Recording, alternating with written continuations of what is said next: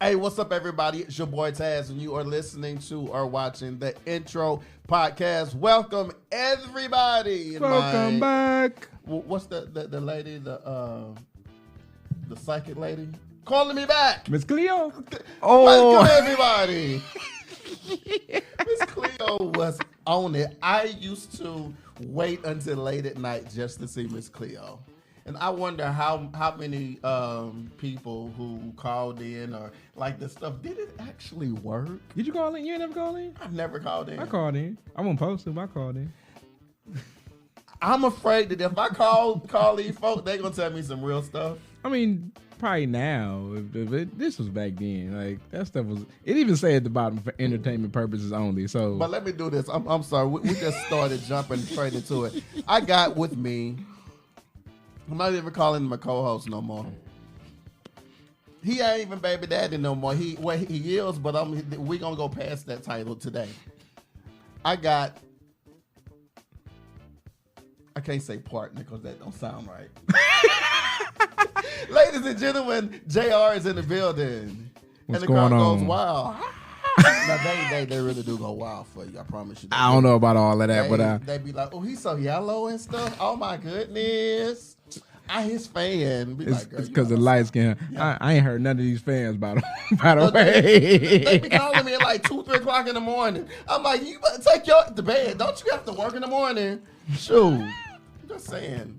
Anyway. But, oh my goodness. I did, however, back to the whole psychic thing. About 2 or 3 years ago, I used to be general manager of a lounge right off of Webb Chapel. It's called L Lounge. Yeah.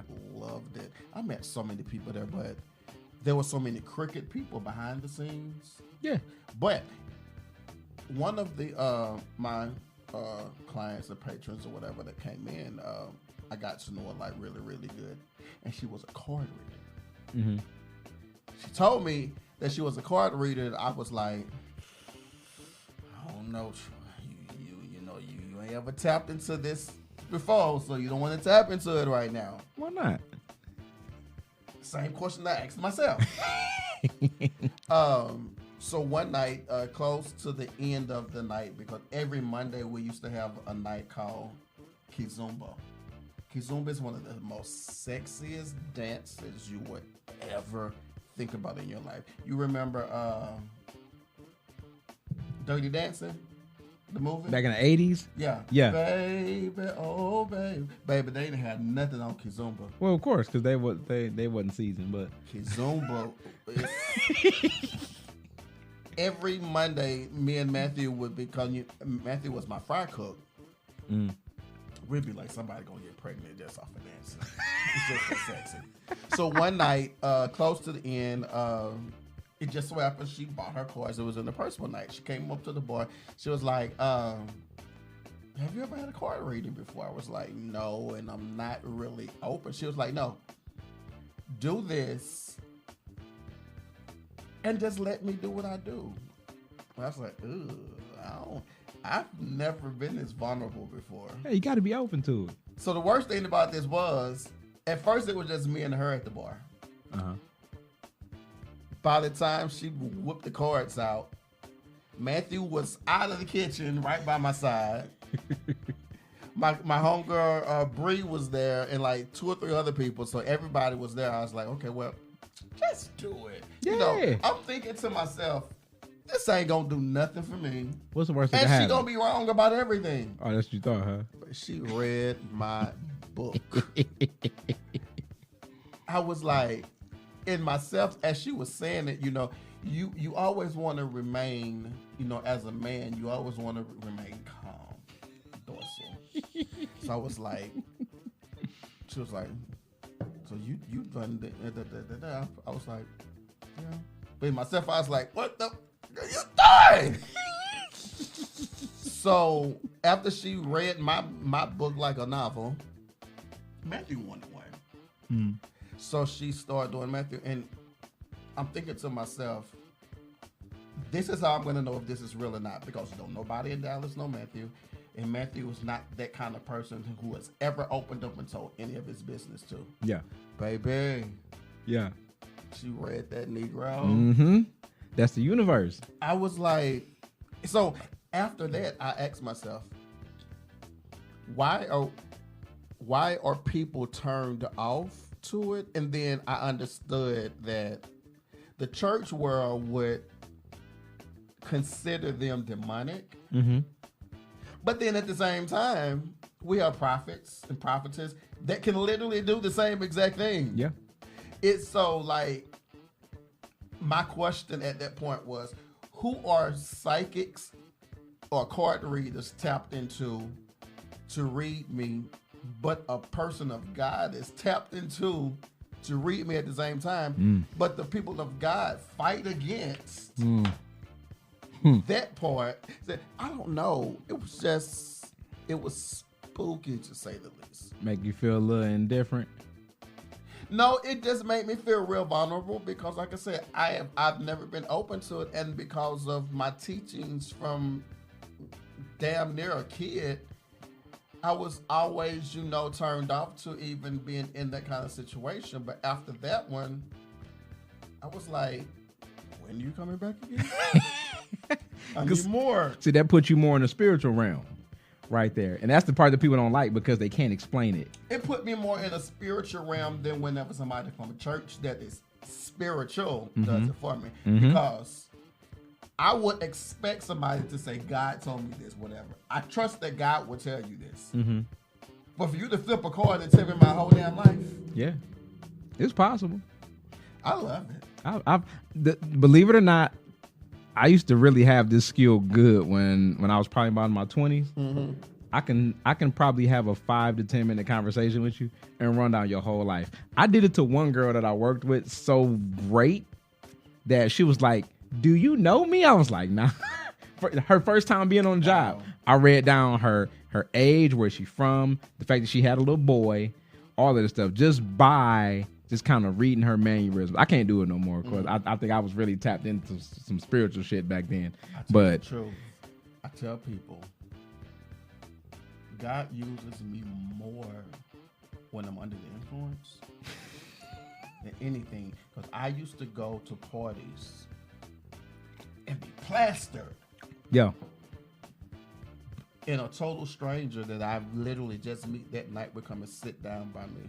And by the time they get up from the table, they're crying because I've literally been able to tell them where they've been, what they fighting against, where they trying to go, and where God is going to take them. Yeah. And it's amazing because, again, it's like everything that the church teaches not to do, to have a relationship with God, I do, and he still used me. Which is why I honestly believe, and trust me, this was not even a part of the show, I promise you. But that's why I believe that there are some people who will never go to a church. Put your hand You down. saw this coming. You saw this coming. Will never go to a church, but God will use them in certain situations or certain areas because there are certain other people who will never ever go but need to know that there's a way out of whatever they're in. And because of the relationship that you develop with him personally, he'll allow you to be able to talk to somebody and tell them where they are, because you never know. You may be that last decision for somebody right before they say, I'm about to kill myself because ain't nothing working out. And it just so happens they cross your path. I've been there. And that's freaky because we don't go around daily trying to figure out who can we talk to. Exactly. But it seems like God will always put us in situations to be like, okay, so this is who I called you to be. Be it right now. Drunk, high, just get finished having sex, about to have sex. Be who I've called you to be. Yep. Go outside and go. Wait a minute. Yep. Go outside and go smoke this cigarette in your drawers and go talk to your neighbor that's about to jump from the 5th floor. That just hit me. Right in the middle of what you are about to do that everyone would say is contrary to the Bible. Mm-hmm. Or while you're doing it, stop and be who I've called you to do right now. Yep. Godly. Yep. Don't get me started on that because it's gonna ruffle some feathers. It's gonna ruffle some feathers. That just made me feel a certain kind of way. In the midst of what you're in, that's against what people say is against God. He'll tell you to stop and be who I've called you to be. Yeah, because people say that, not Yeah. God. Yeah. Or the higher power or whoever you believe in. That's what the spiritual connection does. Yeah. You can't fight that. You cannot. You can try. And You can't I've fight learned, being that I've been in church, literally in church, since about 7 years old. Because anybody who know me from my life, period, the first thing they're going to tell you is, we know Troy because Troy been singing and playing in church since he was knee-high to a tadpole. From 7 to 41, church-wise, I've had to unlearn so many things. Because a part of me growing up was a part of me realizing a lot of things that people said was biblical was really just things that their grandmothers or grandfathers, aunties, uncles, it's things that elders taught them and said that it was Bible. It ain't in the Bible at all. At all. I challenge that all day. I was like, wow. Yep. You mean to tell me that you've been telling me that this is wrong the whole time, or I'm supposed to do this, and whenever I look in the Bible, I don't even see it. Yep. And I've never been like the religious type or whatever, but of course I've read the Bible, the old version and this so-called new version. And when people hit me with those, I always ask them, what verse that in? Yeah. Where is that at? Yeah. And if you can't tell me, if you can't answer that one question, I'm like, dude, you can't call yourself a Bible scholar if I ask you a question because you said it's in the Bible and you can't tell me where to go to find it. Man. Like, whoever gave you a degree, that entire school needs to have their license revoked because you should be able to answer these questions. I don't know how we got here, but I'm glad we did. I don't know. Welcome to my world. I'm stuck on this in the middle of what you're doing. God will call you out and tell you to do this. I've been in situations where I've been, like I said, parties. Even now, I go to a club, and let me be more, transparent about this. I go to what you all consider a gay club, where, and I've learned that even in a LGBTQ club, they want to know God. But because the church has deemed us straight going to hell anyway, it turns them off. Yeah. And it makes them not want to go. So I believe what God has done with me was he's allowed me to develop a relationship with him so that I'll be able to go to them since they're not going to come to the church. Why not? A crackhead. It amazes me when I'm walking down the street and a crackhead that has absolutely nothing will come up to me and tell me, keep your head up. Yep. What are you keeping your head up for? You're homeless. But honestly, homeless people are some of the most humble people that you could ever meet because they lost everything. Everything. And they still keep pushing. Especially like now, I see them, especially here. Like it's up north too, but especially here, the homeless population is a lot bigger.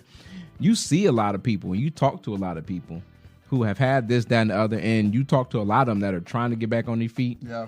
And some have gotten back on their feet. Like, I don't really do a lot of talking when it comes to the homeless population. I do a lot of listening. Yeah.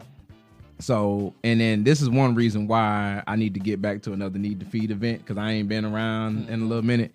But Shout out to Amir and Hunter. Most definitely. And of course, Deanna, because she's running the show now in the Dallas area now that Amir and Hunter are in Atlanta. Okay.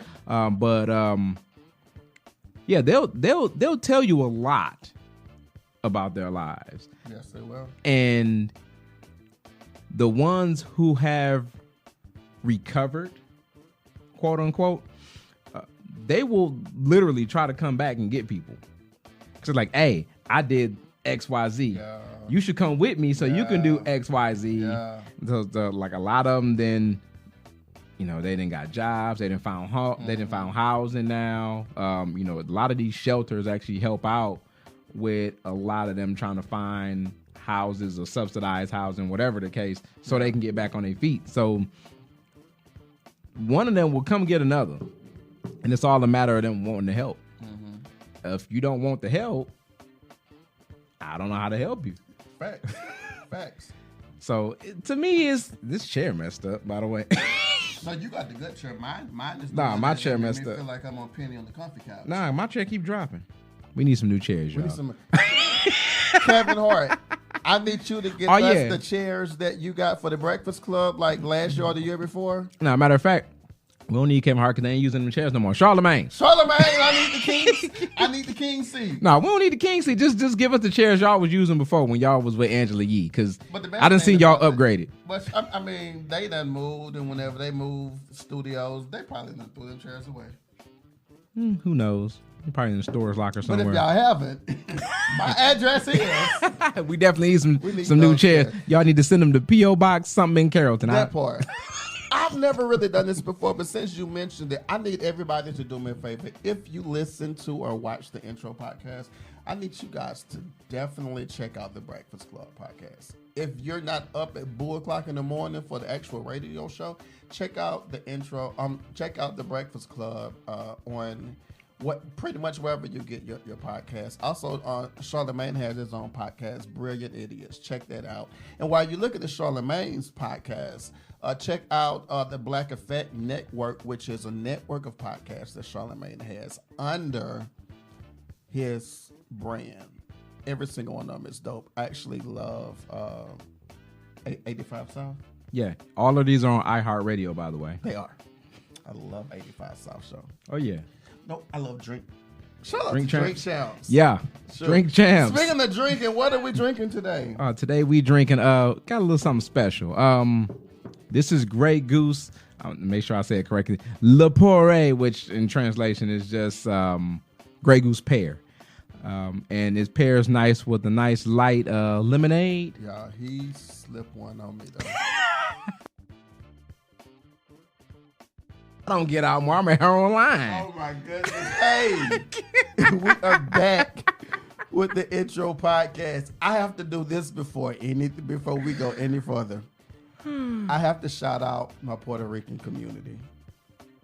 I just got off of a FaceTime with, I'm just going to call out one of the writers for this show. I'm not going to say names until we solidify it. But she let me know that we have a really dope Puerto Rican community who listens and watches, and then we have the Nigerian community. I was just going to say that. So we got the Puerto Rican and the Nigerian. We are expanding, my friend. We are expanding, brother. We're brothers. We're happy and we're single and we're colored. Well, no, we ain't colored. I'm colored. I'm sorry. What? I'm sorry. I feel offended by that. I mean, I'm lightly colored. Lightly colored. Give me a high five. I don't know. You just said I wasn't colored. I don't know how I feel about that. I'm still colored. But shouts out to the Puerto Rican community that listens and follow us. Sis, I told you I was gonna shout you out. I got you. I promise I do. But look, I want to talk about Petty. Uh-oh. I love Petty. I love Petty like I love Cinnamon Toast Crunch cereal. And then drink the milk right after. Fix your face. If you ain't tried it, don't knock it. Rum shada? Never mind. No, the cereal. To me, rum shada tastes like Cinnamon Toast Crunch. So. It does. So, okay, so. If it's liquor related, I got you. He'll only understand me if I speak alcohol. That's a shame. That made me sound like an alcoholic. So. Anyway. I think I am, though. Hi, my name is Troy, and I'm Shout out to Grey Goose, I promise. Shout out to Grey Goose for giving us this Grey Goose pear. Look, this is another communion juice, church. Exactly. Church, communion. I promise you'll never be the same in Jesus' name. I'm sorry, guys. Shabbat Honda. I can't do this. I promise.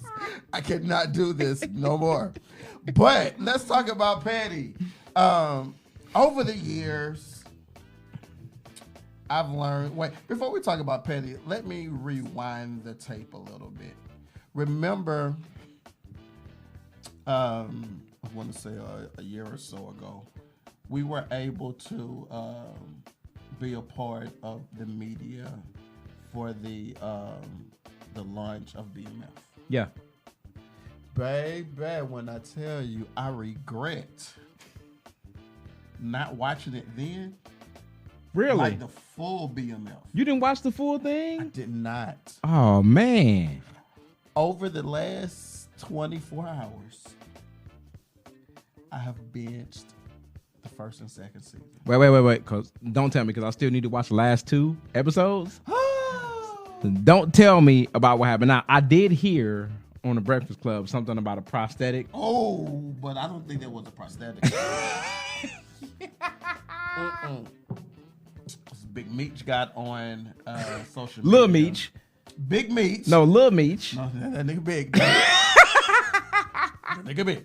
He said, bitch, why are you hating to make it as if what we saw on camera was really... I'm not gonna lie. I just wanted to see what everybody was talking about. But shout out to 50 and the entire crew. Stop laughing. The entire crew for BMF. I watched from the very first show up until the current show where we are now with BMF. And I tell you, I learned so much about that whole era. Yeah. That I never knew. And I love the pastor. Shout out to Snoop Dogg. Pastor Snoop. Pastor Snoop. I love you, bro. Like that whole thing, it fits you perfectly. And it just so happened it came along right whenever you done your gospel album. That fits you to the T. Wait, you got a gospel album? Oh my God. iTunes, Snoop Bible Stories. I'm gonna look it up on Apple Music when we get done with it. But continue. It's definitely that. But BMF is, if you are not watching BMF right now, you're missing out. And I repent. I honestly repent for not watching BMF whenever they gave us the opportunity to be the launch for that first season. Because I watched the whole first season before it dropped. Man, when I tell you BMF, that thing changed. I literally just finished it last night.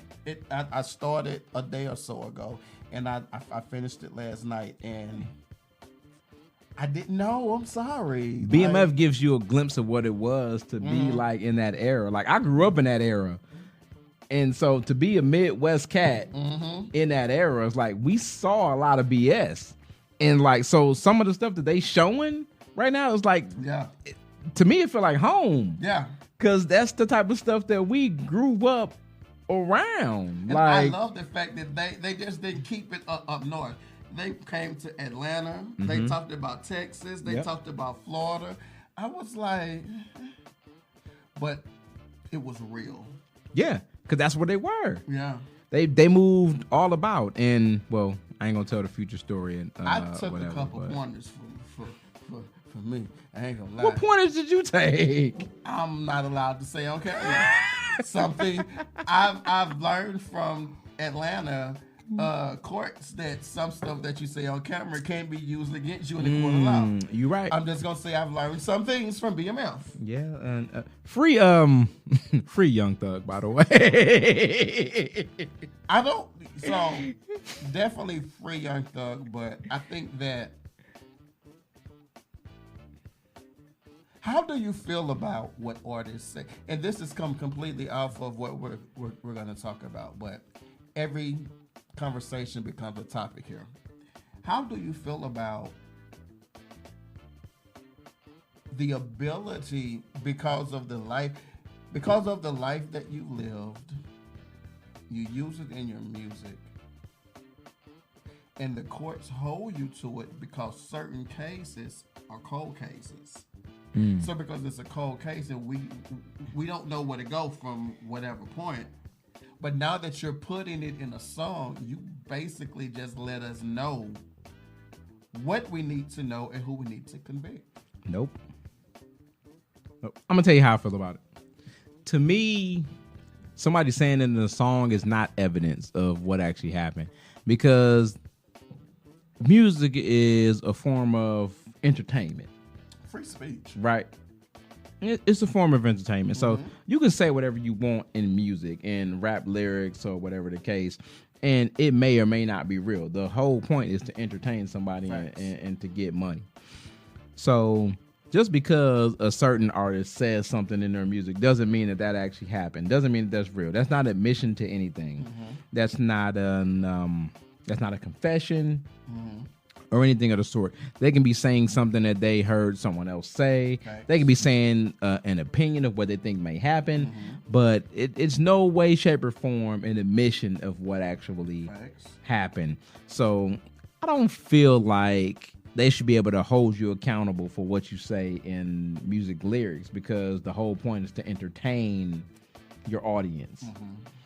So, me personally, I don't believe that Young Thug should be held accountable for his lyrics and what he said, because, like I said, we don't know if he actually did this stuff or anything. So, in my experience, but do you got any proof? The song basically says no, that ain't proof. That ain't proof. That ain't proof. You got to have actual proof, because in the courts who created the rules. Yeah, he sounded like he was about to start preaching. In the courts that created the rules, they say you have to have actual proof that this incident happened before you can convict. So how are we convicting people before we have actual proof? Somebody saying that something happened doesn't mean that there's actual proof. They going off what they heard or what they saw. That don't mean that they had anything to do with it. But what if said person shoots a video, say what happened in the neighborhood that it happened in? Don't matter. And say the person that it happened to. Still ain't proof. That ain't proof. It is. That ain't proof. Now, if you was that family that of the person that it happened to, and you were grieving, you want more solid proof, don't you? I'm glad you said that. Last year, I hit you up because Netflix published a movie docuseries from what's the crazy dude from Jeffrey Dahmer. Yeah. A lot of the families were like, "Why are y'all giving this guy a platform to talk about what he done to our family members?" How do you feel about that? Honestly, some of that stuff was for entertainment purposes. Some of the stuff didn't actually happen. Now, a lot of it did, and they're basically just telling the story of what happened. Now, personally, I went to school a few blocks away from where this dude used to live at. I was literally just about to ask you, because I know whenever I told you, it's like, that's right around the block for me. Yeah, so being there in that point in time, you don't know what you're up against. You just know what they tell you to watch out for. Facts. So since he hadn't been convicted or anything at that point, they didn't have any proof of anything at that point. They just basically told us to watch out for this motherfucker. Okay, so they warned y'all. Basically. Did y'all really think it was serious enough to pay attention to?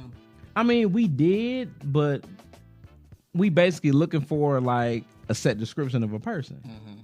We don't know what the severity of it is. We just know to watch out for this type of person, because all we know is that he's kidnapping boys and men. That's all we knew at the point. Nobody knew anything solid, because that's all they knew was what they knew. And so they broadcasted what they knew. And so with that being said, you can't really you can't really come up with a biased with a non-biased decision with limited information that you do and don't know. So if somebody just tell me like, stay away from this person, that's what it's gonna be. Police say, stay away from this person. He, give a description. So at this point now you're staying away from everybody that fits that description. Facts. You don't know if it's actually him or not. What he looks like. Right. From what I've been told. Yeah. So later on, it wasn't until later on that I realized that he had actually been captured already. He had actually already been in jail and whatnot, but nobody told us none of this info. We were told early on to watch out for this person. This is his description, and just went off of that. But did y'all take it serious? Kinda. We stayed away from certain areas, certain blocks. They told us where he lived. Okay. And so we kind of stayed away from that block. See, but my school was a few blocks away from that area. I was about to say, y'all good, because if you tell me where not to go, the inquisitive me, I'm gonna go walk by this just to see if this guy really comes out or not. But that apartment building now it's been torn down. It's been years since I've been to the city and been to the area, so I don't know if they've built something else in that area. But they actually have torn down that apartment building since then. It's been years. So I'm not sure if they actually tore it down before we knew that he got caught or whatever, because of course nobody updated us on anything. They just basically said stay away from this dude now. So it was all the way up until like 96, 97 that we were still looking for this cat, because we don't know nothing. Yeah, we kids. Yeah, they told us like stay away from this person XYZ. We don't know nothing else about the case. So as opposed to back then and the way that y'all were then and the way that y'all are now, if the way that y'all are now y'all were back then and y'all would have ran into him, what do you think that whole situation would have been about? Ooh. Given that we have the Kill Boys and all this other stuff. Oh, don't get me started on that. I'm so into the Kill Boys just because of what you told me and because of what I've just been getting. Like, what would that interaction been like now if it was back then? Well, it probably will be a lot different. People were a lot more. What's the word I'm looking for? Back then? No, for now. For now. They bold as fuck. Ooh, for lack of a better term, no. That's what it is now. Yeah. So now they probably would take more action toward doing something against this man. But back then, hell no. Everybody was scared of this man. Of course. Like, this was the person that you wanted to avoid at all costs because you don't know what he's capable of. Like, he's doing stuff that back in the early 90s, you didn't think about. Yeah, because one part of the movie that, so I started watching this movie whenever I was in the hospital. I want to say September, October last year. Yeah. The one episode that always sticks out in my mind is the black guy. Which one? Which one? That part. He took the black guy back to his room, his apartment or whatever, and he wanted to hear the black guy's heartbeat. It's the black guy that got away. Yeah. I was thinking to myself, did he want to test out the blacker the berry, the sweeter the juice? No. I literally believe that he was, and some people say it was a racial thing. I don't believe it was a racial thing. I don't think it was racial at all. I don't think it was a racial thing. I believe that he was just attracted to the male specimen, especially the muscular male that black man they had on the show was that. Praise the Lord. Yes, he was. So I think when it got to that point that it was just he was attracted to it, so he wanted to feel it, he wanted to hear it, just like a woman does. Like when a woman lays on a man's chest, she feels a certain way. She lay on your chest, okay?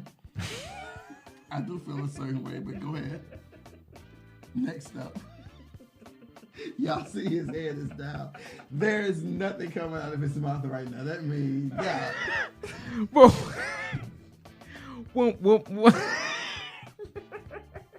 He's stuttering. I'm not about to play with you right now. He's stuttering. I love it.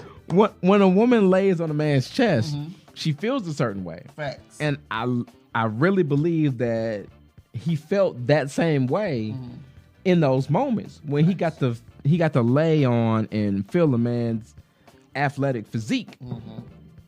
And so it was to the point where it turned him on, but mentally he was psychotic to where he's like, well, I don't want this person to leave me.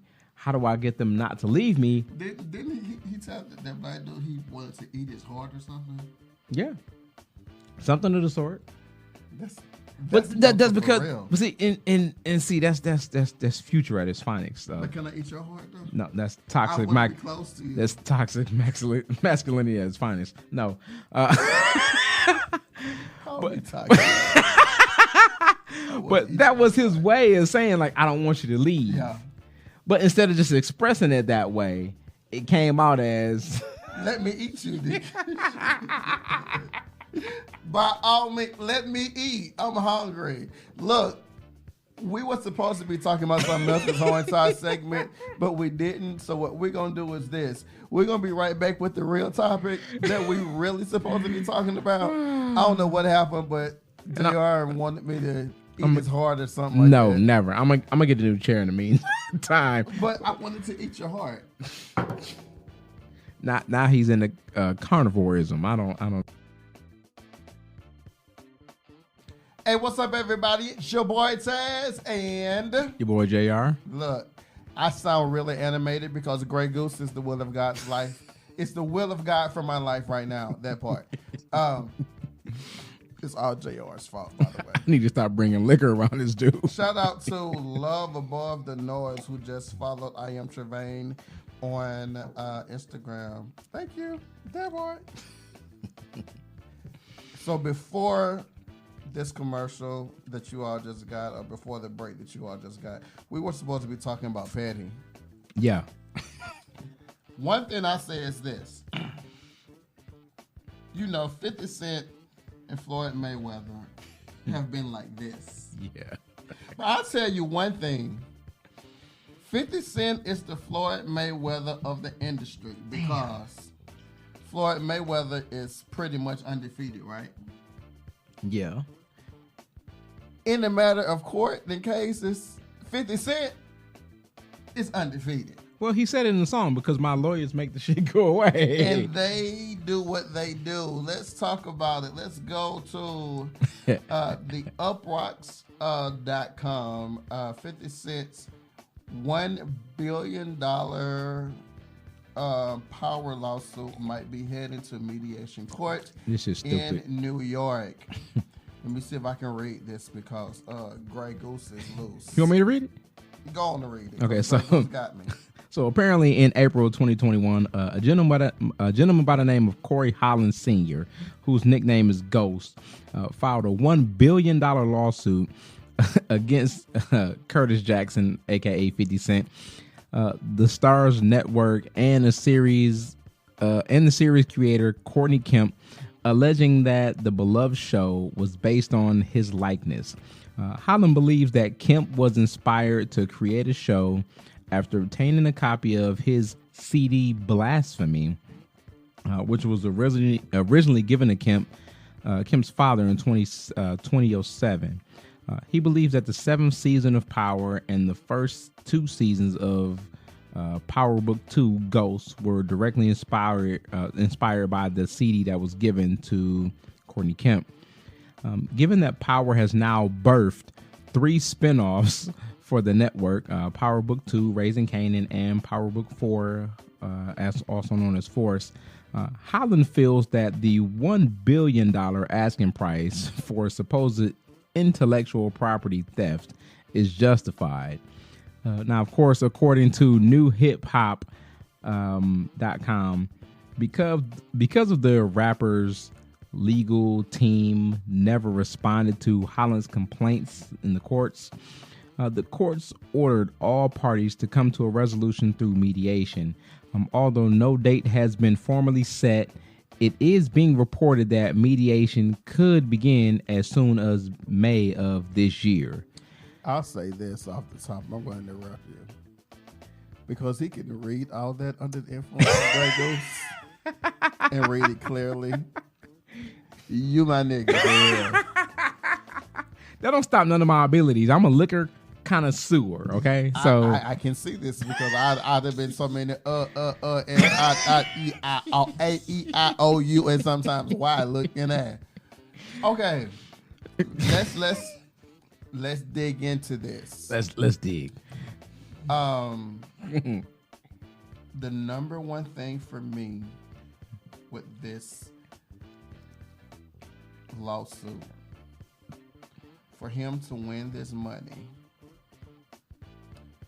I think the judge and the jury is going to literally have to listen to blasphemy. Mm-hmm. If blasphemy has any likeness to power.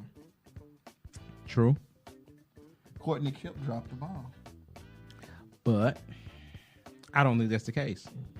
Because it's not just 50 Cent or Courtney Kemp. They have a team of writers that come up with this stuff. Mm-hmm. And the stuff that they come up with, honestly, I'm not going to exaggerate in any way, shape, or form. It's pure golden. Because if you've ever watched any of the Power series, it's not a predictable series by any means. The fact that I believe that, I just really find it hard to believe that this whole series has been based on this one person's life. I don't think that any one CD or any likeliness of this man's life or anything like that has anything to do with the series. I think this is just, once again, someone else reaching for a substantial amount of money in order, kind of just reaching for the fact that he noticed someone else has been successful and they want to get a part of it. But my question is this. And Lord, let me say this off top because I'm not trying to lose no partnership with Stars, no partnership with 50. Right. Or nobody. But according to this story, Courtney Kemp received a blasphemy CD by this guy's father. If in fact she received this project by Ghost's father, the main character of this Power series is Ghost.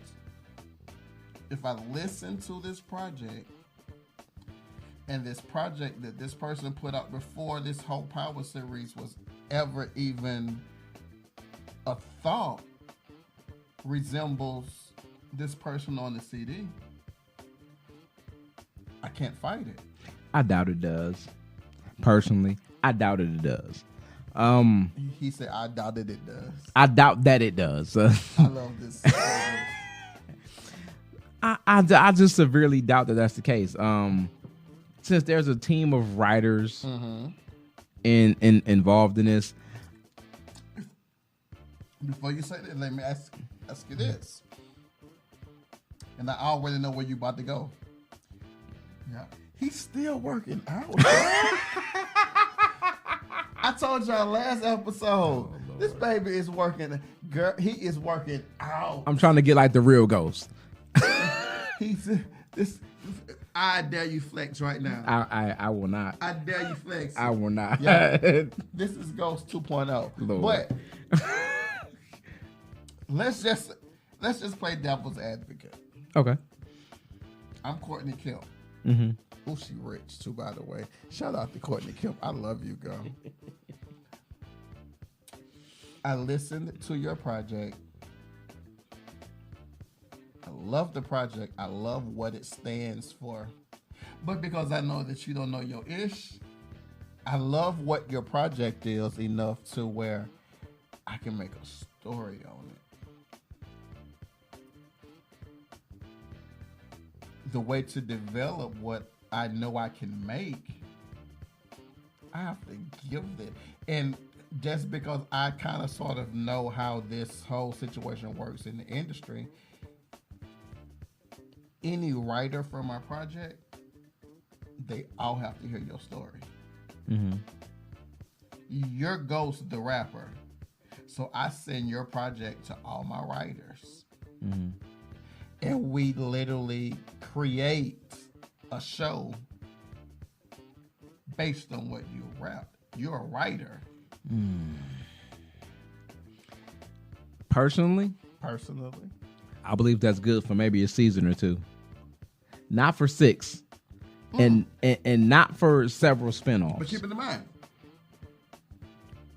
primarily it's the first season. Mm-hmm. It just so happens that they expanded. So let's just say the first season is my life. Mm-hmm. So because you've made $250,000 off of my life, or even more, the spinoffs don't necessarily have to be about my life. The spinoff is based off of my life, though.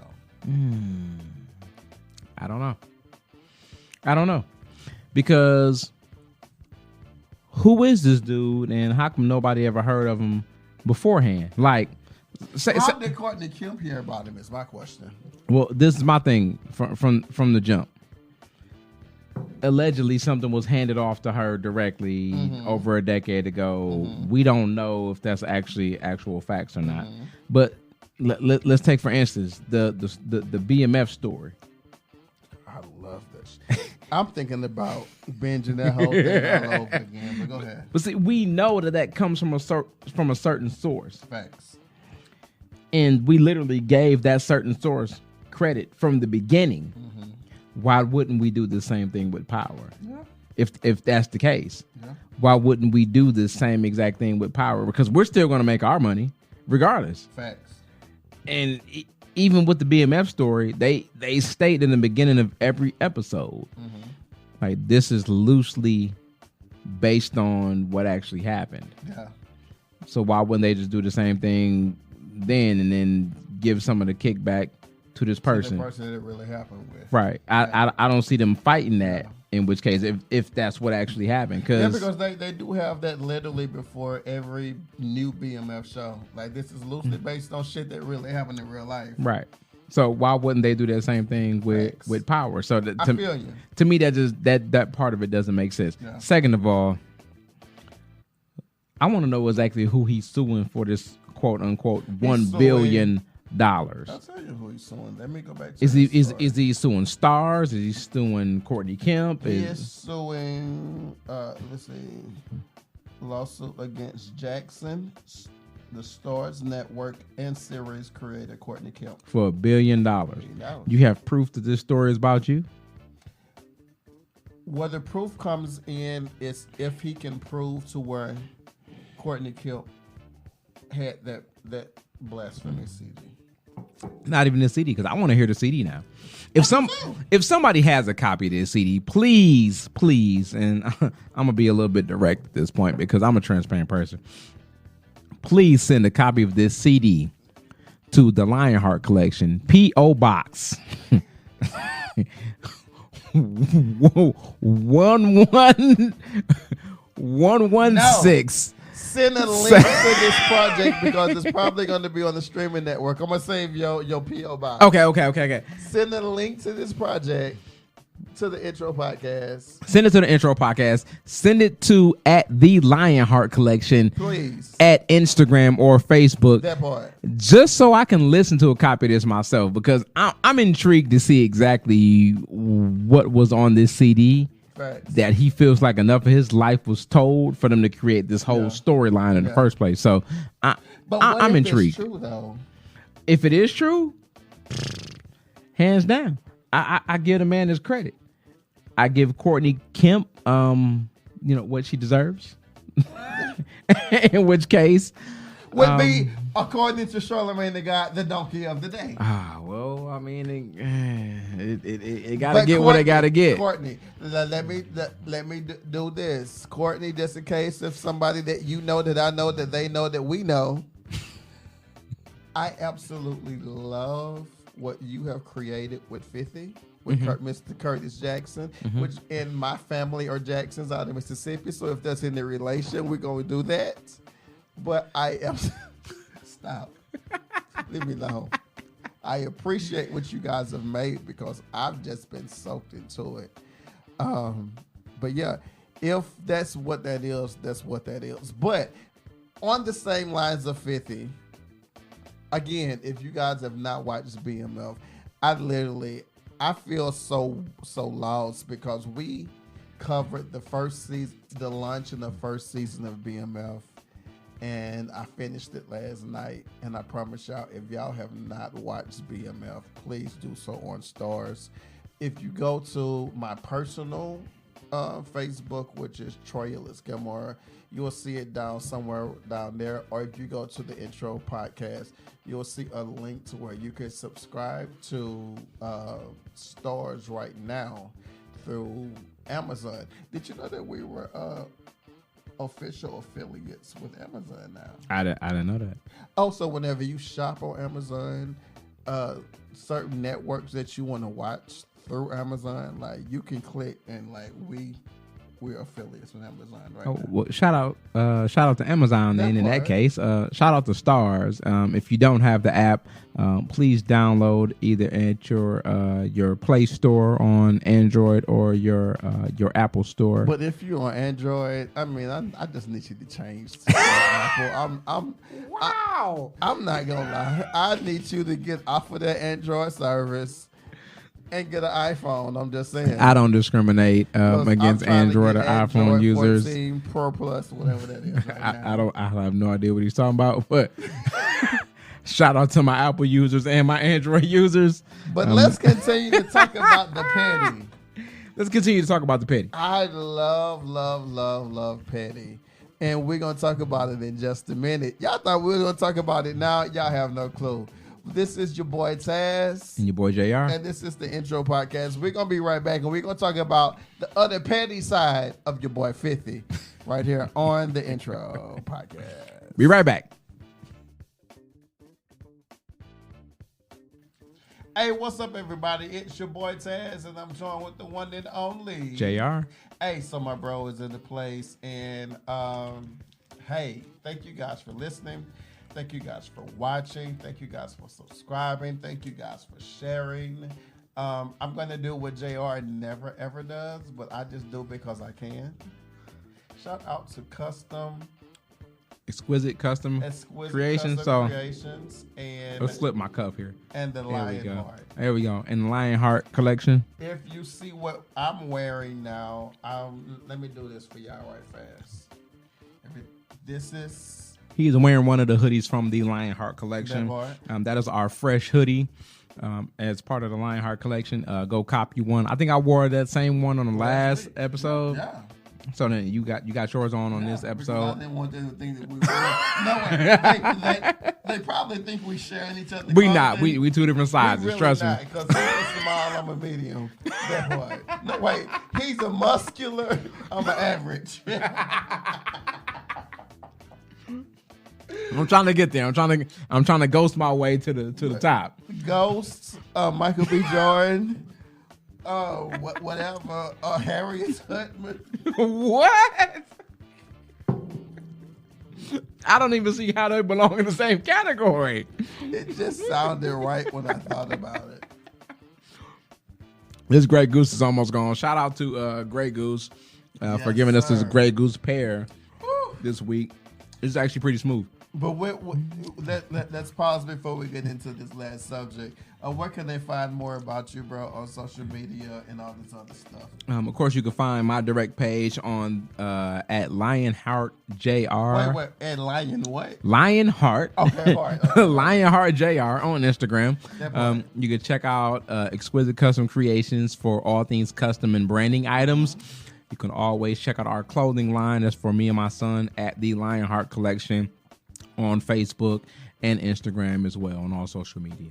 Cool. So before we get into this last topic, I want to ask you, whenever you gave the information for the social media just now, what made you want to include your son for your business? Well, my motivation is him for the most part. They always say your kids are either 10 times better or 10 times worse than you. Facts. I believe that my kids are both 10 times better than me.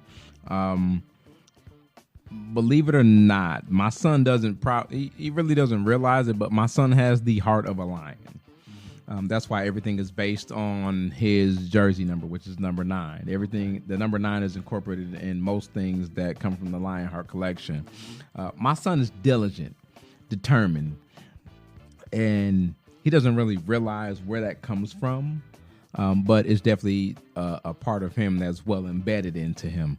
My son does, and I've said this on other shows before, but my son does football, basketball, baseball, track, wrestling, band. He knows how to play 2 to 3 different instruments. My son he knows how to computer code. Basically, having a lion heart, in my perspective, it means that you go for your goals and you don't give up. And my son is the epitome of that. Regardless if he realizes that or not, it's exactly what he does. He goes for everything, and he gives it his all. And 9 times out of 10, everything that my son has done, he's come somewhere within the top 5 of everything that he's done. So he's the true definition of what it means to have a lion heart. So shout out to Tez, and shout out to the brand. I mean, if you were to see Tez, viewers or listeners, he looks so soft. Is it because he light skinned? Tez, nephew, I have much love for you, bro, but like, you look so soft and so innocent and so just whatever. So whenever I think of you in the wrestling aspect, I'll be like, y'all can't really do that. Leave him alone. He's soft. But when I see him, I'm like, nah, he's a beast. You think that, but yet this is his first year doing varsity wrestling, and he came in number 4 in the state. So like that might not be top 3, but that's still huge to be your first year in varsity and come in number 4 from Facts. Never doing this at all to coming in number 4. Like that's huge. So he does a lot of things. He does them with a lot of heart. He's a natural in a lot of things, and I don't think he really realizes that. I think he actually he underestimates his own potential sometimes. But yeah, I mean that's part of it. Another part of it goes to legacy. I started, of course, the Lionheart brand because I'm a lion, and it's just something that I'm diligent about. I'm determined about. I don't like to give up on a lot of things, and my son is the same way. So legacy just basically the legacy of the Lionheart Collection just basically comes from me to him, and he's just as diligent and determined as I am in a lot of ways. So that's why I say that's a brand for me and my son. So when I'm gone, or when I decide to step away from it, he'll be full head of the Lionheart Collection. But as we talk about diligence and determination and creativeness and just being whatever they consider themselves to be, when I think about baking and cakes and pies and pastries, I can't want a cake and not want something from Jazz. Yeah. And she's the same way when it comes to her baking. Honestly, she is diligent. She is relentless. She will not leave the kitchen until she knows her stuff tastes good. Yeah. So yeah, in that way, yeah, she's definitely a lion in her own way. The last pastry I had from Jasmine, before she gave it to me, she was like, I make this from scratch. Keeping in mind, whenever you say scratch, I didn't have Pillsbury or whatever, these box cakes or whatever. Yeah. And it literally, like, it tastes better than Pillsbury, pretty much. So whenever you have kids who are basically deciding to say, I'm going to create my own lane. Yeah. And I feel the same way that I do about niece and nephew, even for my son Matthew. He has, you know, first and foremost, hi son, I love you. Matthew's doing a lot of big things out here, by the way. You got to give him his credit. I absolutely love the fact that my son has nothing to do with music, has nothing to do with media, has nothing to do with the entertainment industry, but is doing hella good in life. He is paving his own way, and I'm proud of him for that. He absolutely is. Because most parents, and oh my God, this opens up a whole nother topic before we close. This opens up a whole nother topic because most parents want to live their lives that they didn't get to live younger through their kids. Yeah. Matthew is the total opposite. Like, I know if I was to do this, I would want my child to do this. Yeah. Matthew is like, all I want to do is work and make money, and he's doing a hell of a good job of it. Yeah. Jasmine and Taz, all they know is what they know, and they have decided this. I'm happy right here. Yeah. And I think it speaks to, although it has nothing to do with what we do, whether it's with the entertainment industry or you with clothing or me with music, our kids are still going to be successful because they have defined who they are.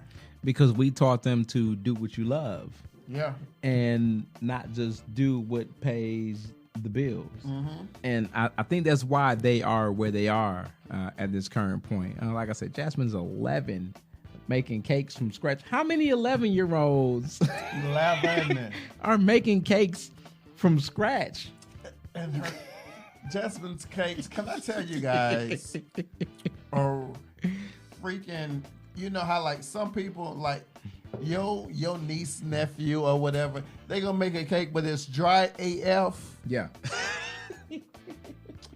I have, and not because JR is beside me, but because I've literally had Jasmine's pastries in my mouth over and over and again. Like, I'll show up at JR's place just popping up because my niece is like, I baked the cake from scratch. Yeah.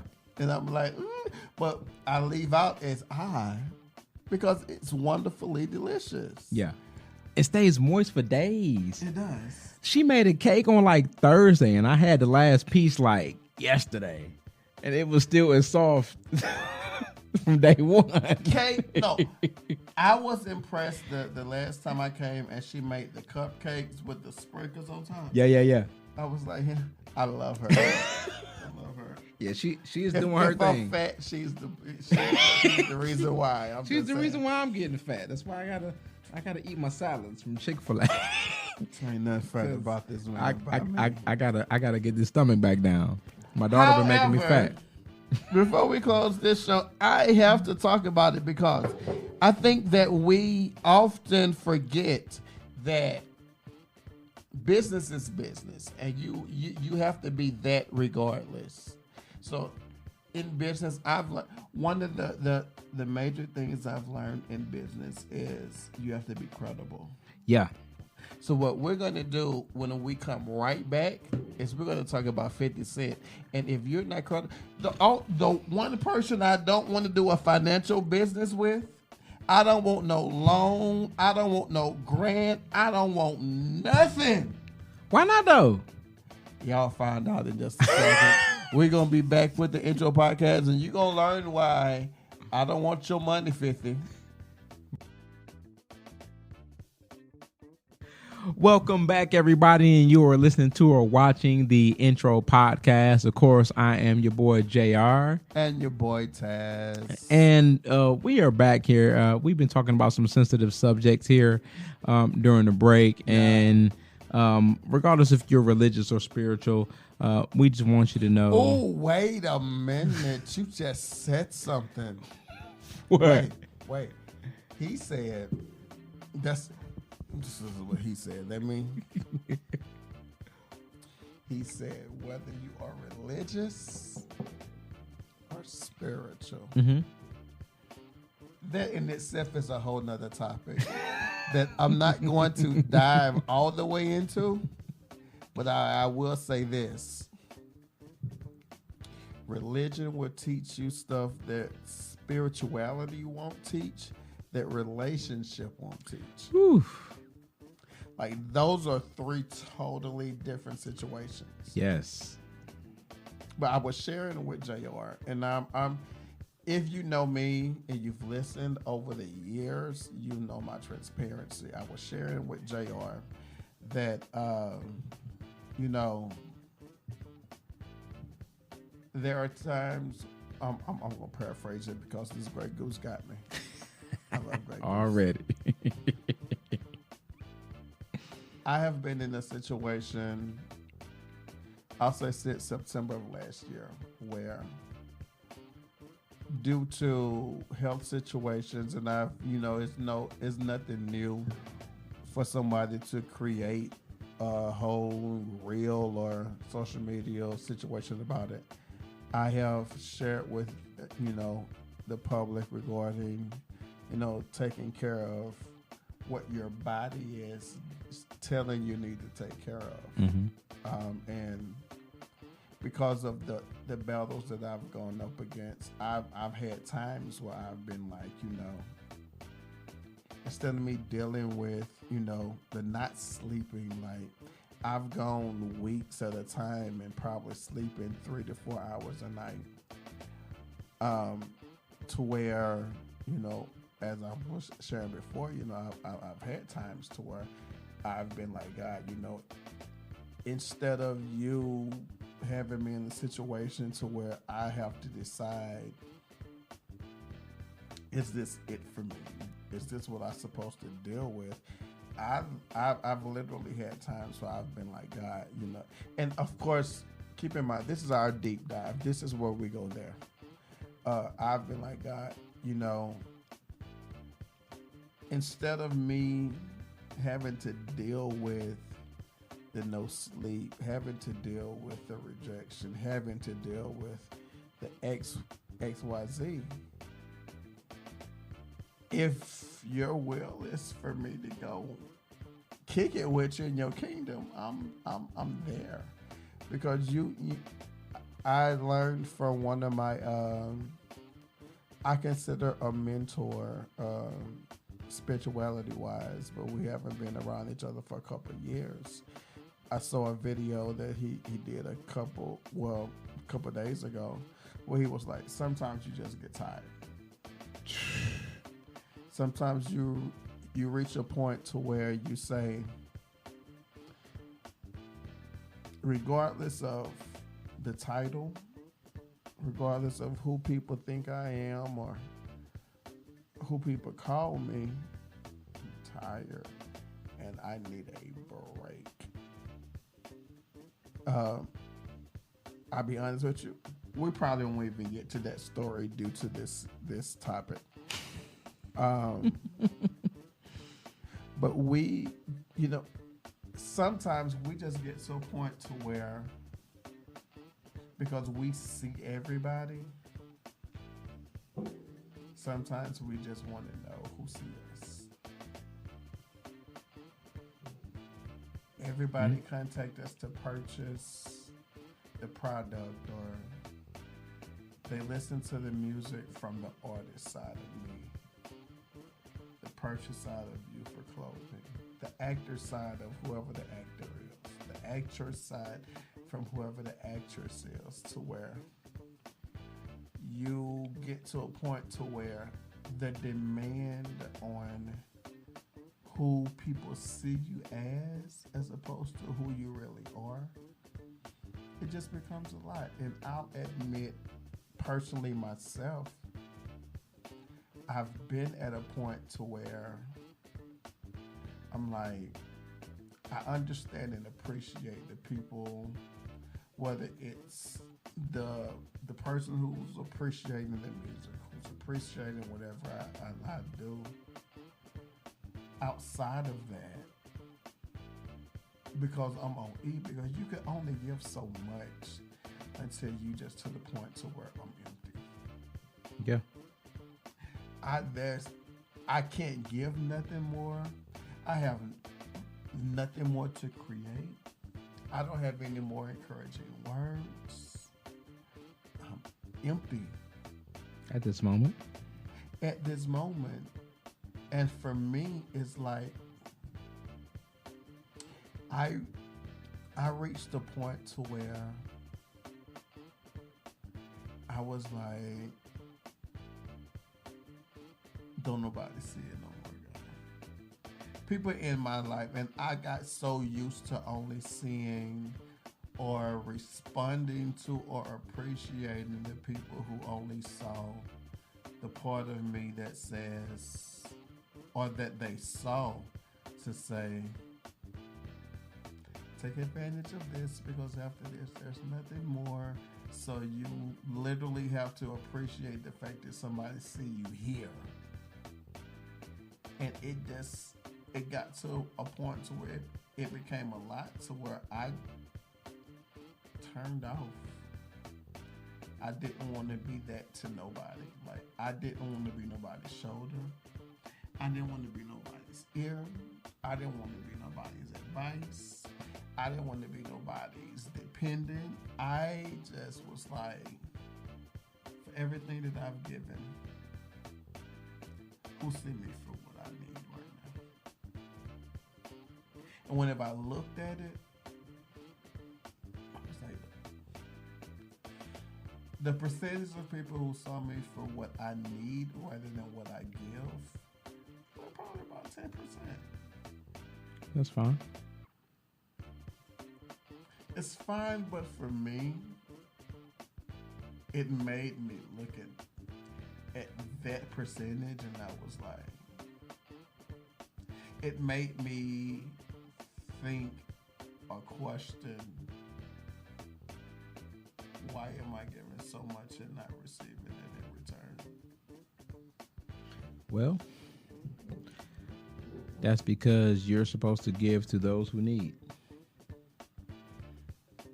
But they niggas don't set boundaries, which is where I adopted from a more recent pastor of mine. He said, givers have to set boundaries because takers never do. And I get that. But I realize, by the way, but go ahead. I realize that there's two different type of people out there. Mm-hmm. There's givers and there's takers. Mm-hmm. The takers will never give. The givers will never take. Yeah. And that's because they know their roles. Mm-hmm. Some people need to receive more than they need to give. Mm-hmm. Some people need to give more than they need to receive. And so if you feel like you're giving more than you're receiving, just keep in mind that your role might be a giver because you have more to give than that person that has to receive. Oh. I have been given from a depleted, whether it's me giving attention, giving a platform, giving love, giving a shoulder, giving advice. I have been given from a depleted platform. But I do understand what you're saying, though. You still have more to give than those that are on the opposite end of the spectrum. Evidently so. That's just how it is. But, and I couldn't leave this show on a low note. When it comes down to giving and receiving, I gotta talk about it. We talked about petty before we, came into this segment. I told you the one person I don't want to get into business with and absolutely have to owe something to is my guy 50 Cent. Yeah. 50 Cent plans to seize a man's home after winning $6 million. Let's go to xxlmag.com. It says 50 Cent is planning to seize a man's property after winning a $6.2 million lawsuit. Back in 2001, September, 50 Cent's 2021. 50 Cent's Sir Spirit's father lawsuit against the director of brand management, Mitchell Green, accusing him of taking $2.2 million in under-the-table kickbacks from 2018-2020. In October of 2022, the courts found Green guilty of liable to Sir Spirits for breach of contract, the breach of fiduciary duty. I can't believe I said that word. Fraud and unjust enrichment. 50 Cent was awarded $6,149,094. It's that drink. Yada yada. However, Green has yet to pay up. On March 14th, he filed for Chapter 7 bankruptcy, according to court documents. Now 50 Cent plans to take the man's property. Yeah. Not only did he, first and foremost, I'll say this. I'm never one to, be that guy that says, if it's yours, take it, regardless of what the law says. But that price, 50, get yours. Get your property. I am a fan for the person that knows what their worth is and demand it. Yeah. And apparently 50 Cent is among those that says, I know this, give me mine, and it is what it is. Well, I'm taking yours. That's but what it is. For me, the part that got me, it made me kind of smile a little bit. 50 Cent told him, I'm trying to find it before I say it. Whatever. I'm gonna paraphrase it. 50 Cent said, if you're not out in a certain amount of time, I want your home. And while I get your home, I'm gonna leave your family pictures up in the home. In your crib. Y'all don't want to get into a partnership with 50 if you know you can't pay it. Or in this particular situation, the reason why I'm so pro 50, this guy stole money from 50. Keeping in mind, he already had, 50 has a long situation of people who owes him money. Uh-huh. If you that dumb to still want to take money from me, seeing what I've done to prior, give me mine, and you still want to take money from me, yeah, y'all need to give me my money. What you feel about it, Jay? I mean, I'm always a fan of paying what you owe. Ain't no way in hell. I'm a firm believer in karma. Mm-hmm. So ain't no way in hell you gonna get over on nobody and not expect to pay your tithes or pay your dues. Thanks. So just do what you need to do up front, and you ain't gotta worry about it later on. But for some reason, people feel like they can get over on shit.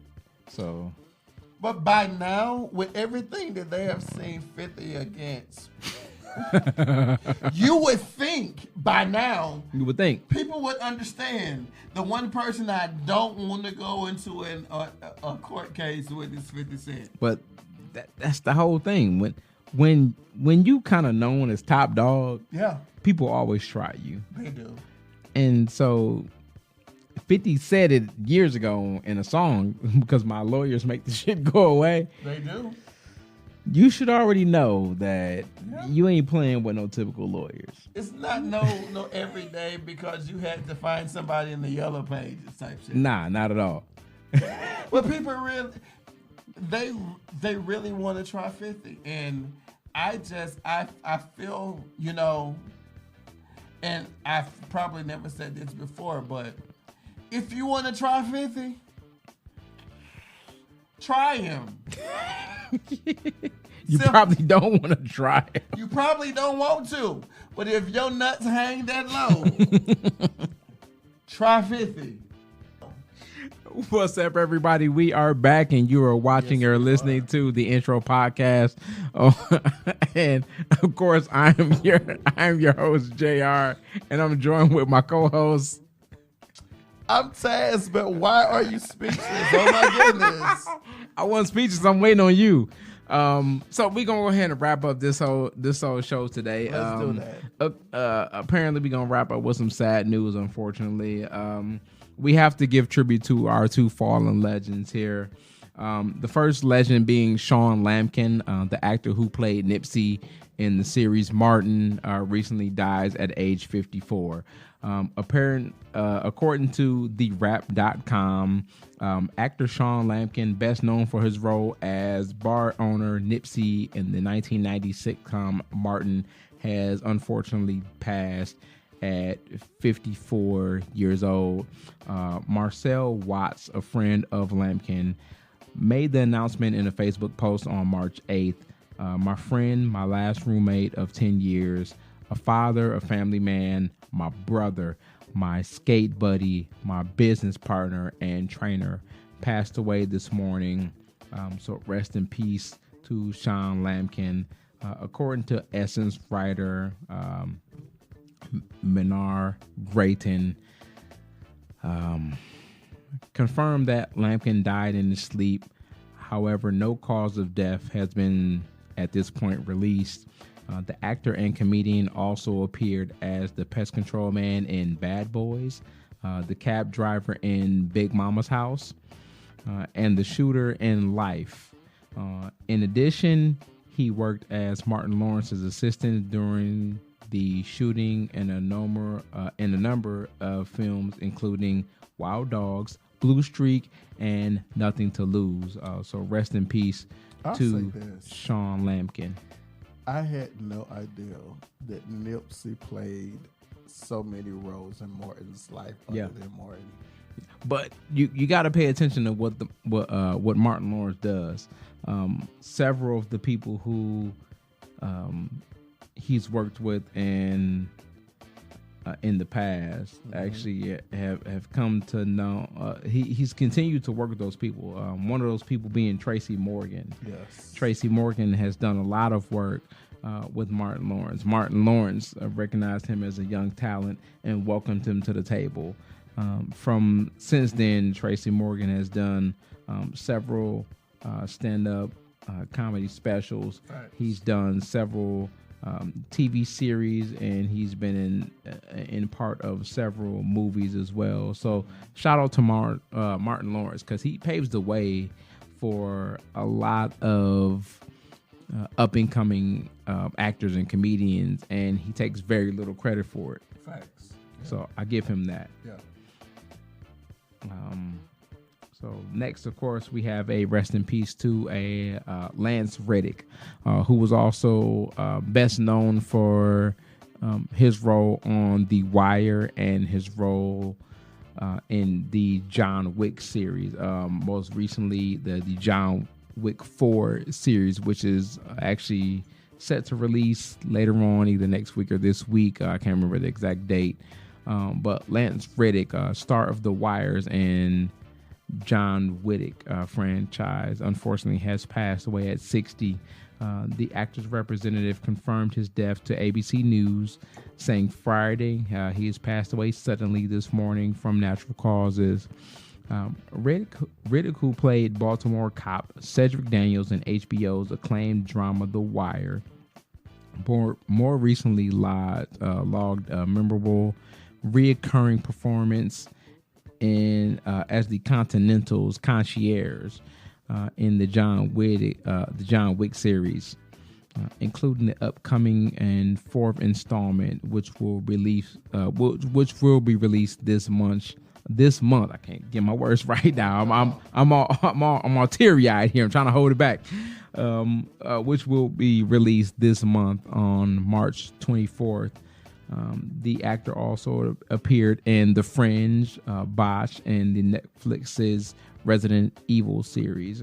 He was a veteran voiceover talent as well, lending his voice to video games like Destiny franchise and 2017's Horizon Zero Dawn, as well as its 2022 sequel, Horizon Forbidden West. Riddick is survived by his wife, Stephanie, and children, Yvonne Nicole Riddick and Christopher Riddick. Lance will be greatly missed, his rep said. Please respect his family's privacy at this time.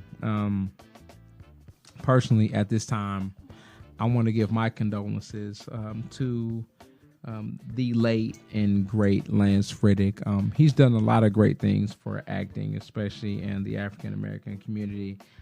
He takes very little credit for the things that he has done in the past, but he's basically paved the way for a lot of the new up-and-coming actors and has a message for them to never give up on your dreams, regardless of your age, gender, or creed. So big shouts out to Lance Riddick and condolences to his family from the Intro Podcast. I'll say this. Before we started today's show, we were talking about how African American community, we are losing a lot of the, I'll say, headliners in industry. Yes. But whenever you look at Lance, like, whenever you look at him, did you think he was 60? Not at all. Based on looks, no, because like we say, black don't crack unless you use it. Unless you use it. So Lance didn't look like he was about 60 years old, but that's also another one of the things I want to touch on today on this episode of the Intro Podcast. We seem to be dying or losing our lives at a more rapid rate than most people. Look at the great Bernie Mac, who passed away in his 50s. Of course, the character who played Nipsey died away at he passed away at 54. Now Lance Riddick passing at 60. I can't help but raise the genuine question of what does middle age look like to us as a black community? If most of our greats are dying in their 50s and 60s, then is middle age actually closer to the year of 30 for us? And once we hit 40, what can we expect? What can we prepare for in terms of legacy and leaving things to the next generation?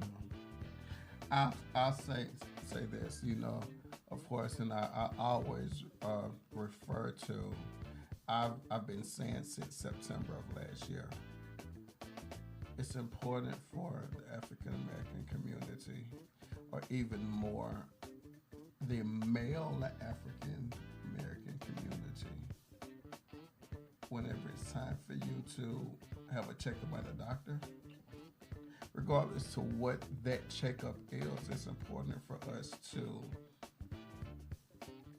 be at an appointment to get that checkup. Last week I had an opportunity to get a colonoscopy. Mm-hmm. Of course, due to certain situations, we couldn't do it at the time, but it's going to be scheduled right around the corner. But I feel like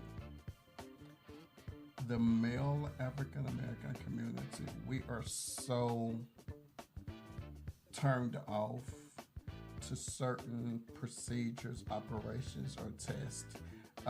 One of the things that I know about the African American male, whenever it comes to something as simple as a colonoscopy, is we are turned off to having anything. And I absolutely say there's nothing in funny or comedy or whatever, but just in the reality of the situation, we are so turned off to a doctor doing anything that has to do anything with an examination that has to do something with our butts. Yeah. Because it's automatically associated with homosexuality. Yeah. But for me, because of things that I've been experiencing, although I am a part of the LGBTQ, there were things that, as a man, that has nothing to do with the lifestyle, but things that I've been dealing with that caused me to have to say, regardless of even if I am a part of that community or not, I need to know what's going on.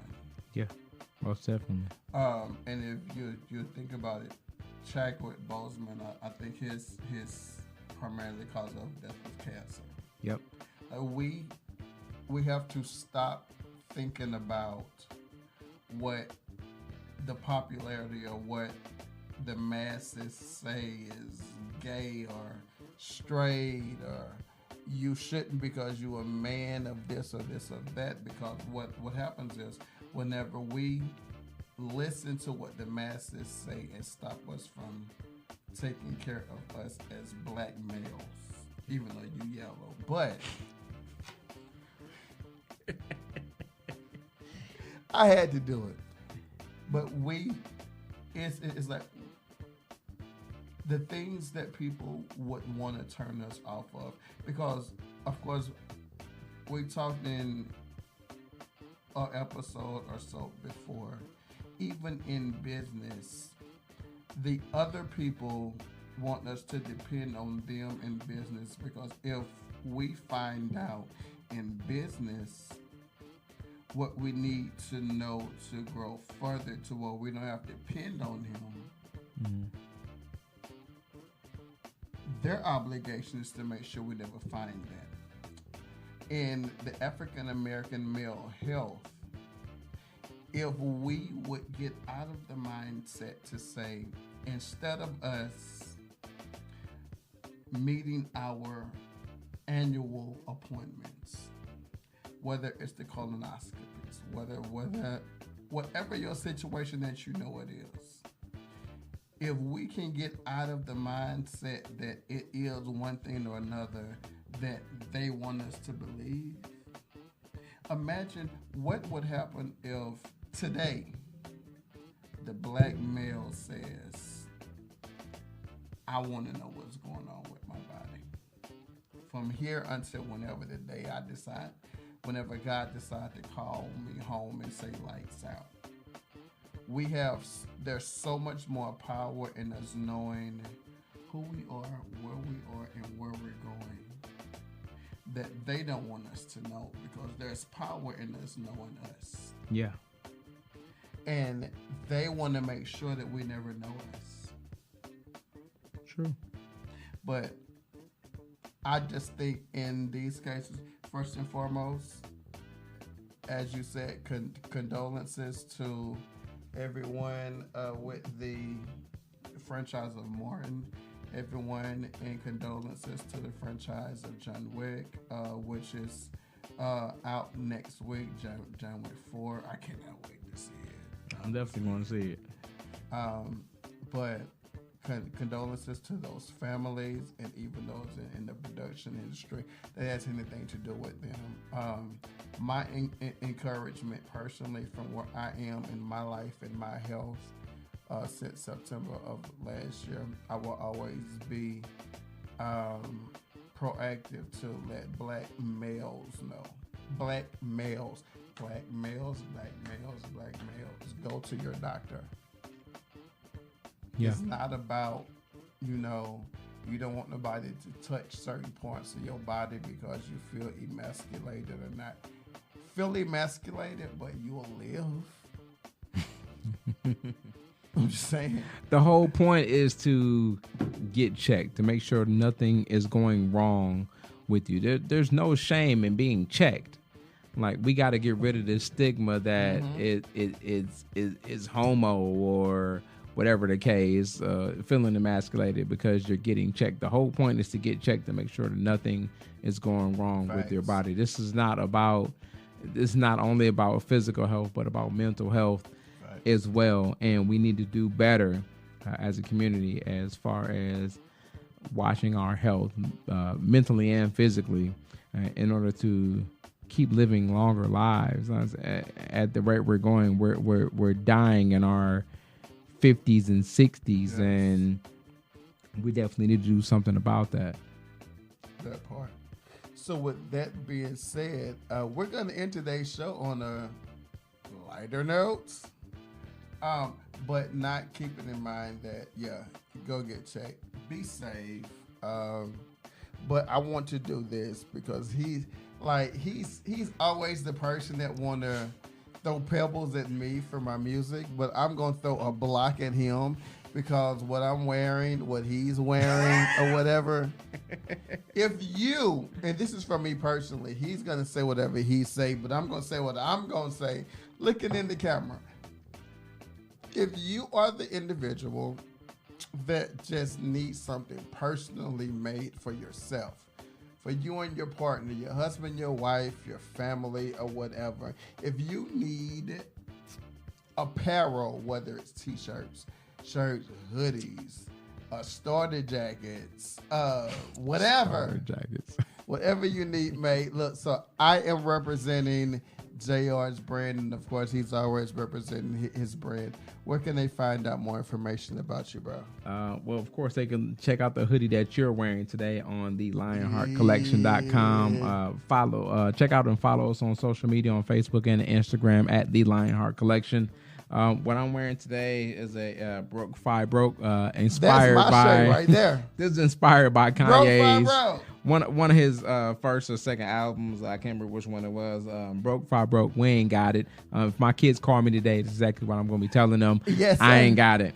But this can be found. Me, that's what I'm saying. Goddamn. This can be found on Exquisite Custom Creations site, which you can also follow on Exquisite Custom Creations at Facebook and Instagram. Check out our website .com and see what original designs we have in store. Absolutely. Let me ask you before we end this show, and this it doesn't appear a long discussion.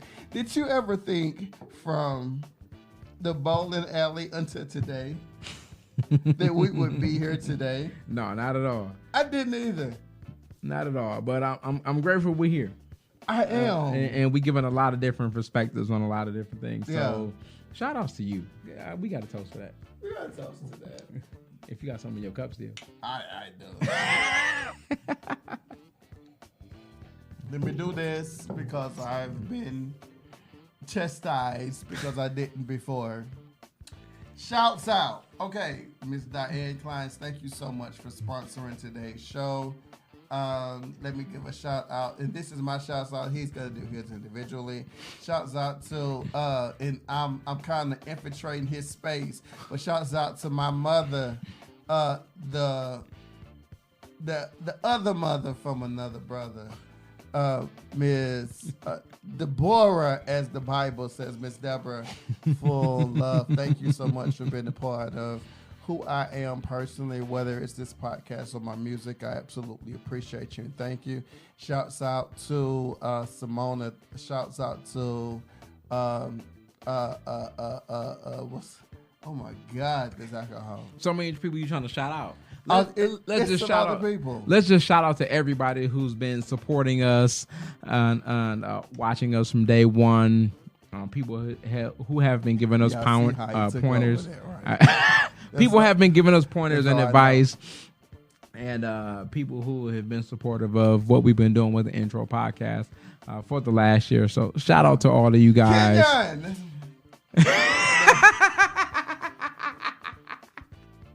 So we definitely thank and appreciate all of That you part. guys. So wrapping up, of course, you are watching or listening to the Intro Podcast. Facts. I am your boy JR, and I'm joined with. I am your boy Taz. Do me a favor. Wait, before we end this particular show, do me one favor. Tell them where they can find you at, Jay. Oh, they can find me on Instagram at LionheartJR. You can check out my clothing line at the Lionheart Collection on Facebook and Instagram. Also, check out any custom apparel or branding items at Exquisite Custom Creations. Don't forget to check out some dope music at I Am Trevane on all social media platforms. Also on Spotify and Apple Music for those who like good R&B music, because he's not going to say that part. God dog it. I was about to say something about that. I don't know what I was going to say. But in the meantime, in between time, let's do this. Look, he said it, but I'm just going to say it again. Look, if you are, whether it's your family, your business, or you just personal, you need a T-shirt or a hoodie, some footies. Footies. You need to get into footies. Bathrobes or whatever. Whenever it comes down to personalizing what you wear and who you are, I need you guys to do me a favor and hit up JR on all social media. This is JR. This is him. Like, the quality of the fabric is hella dope, and I've been washing this particular hoodie forever. And as you can see, the color is still there, so I appreciate him for that. But in the meantime, if you are looking for some really, really good R&B neo soul music, please do me a favor and follow me at I Am Trevane wherever you get your music. If you are enjoying this particular podcast, do me a favor, wherever you are, share this on wherever you are, and I would definitely appreciate it. I would like to say, on the behalf of just me, myself, I don't do this enough, but I absolutely have to do this more. And he just shaking his head like he knows what I'm going to say, but he has no clue. Go ahead.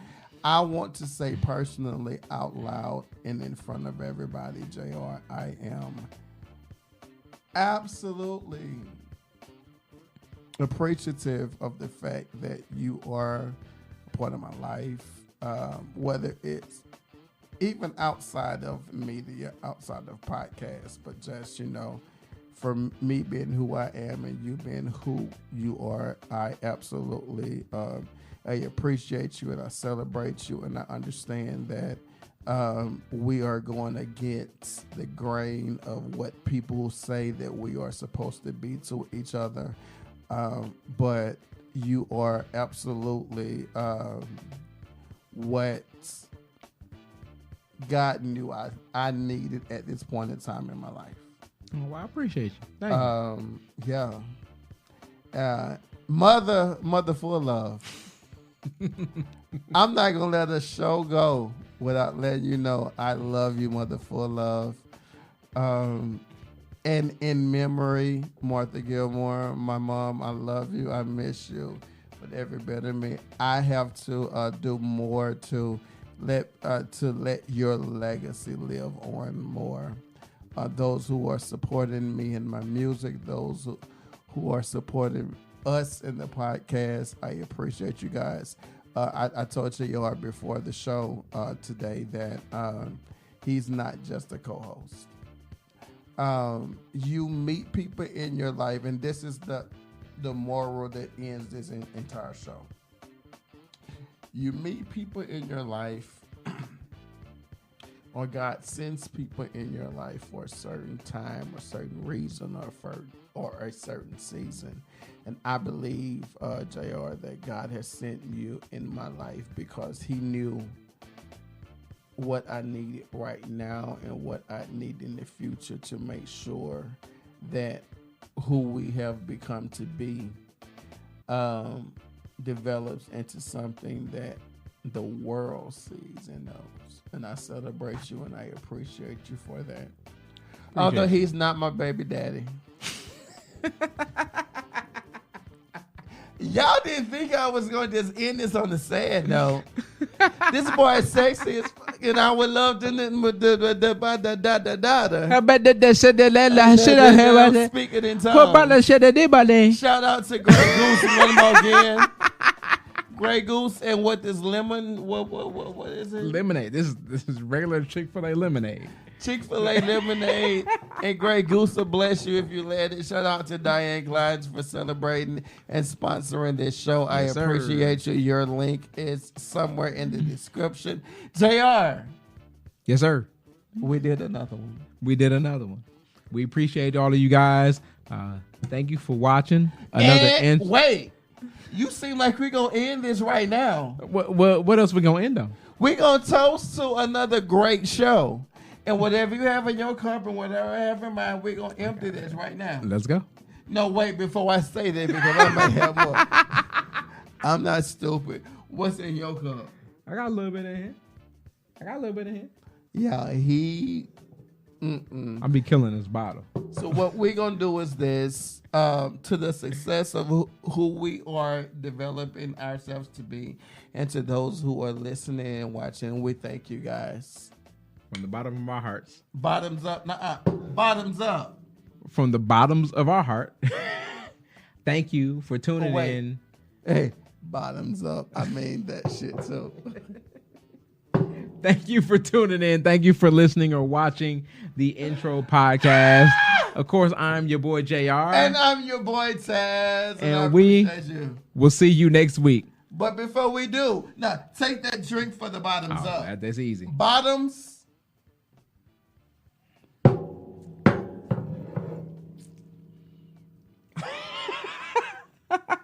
I have more than him. Sure. In the meantime, in between time, thank you guys for being a part of today's show. Love you guys and holla. Holla.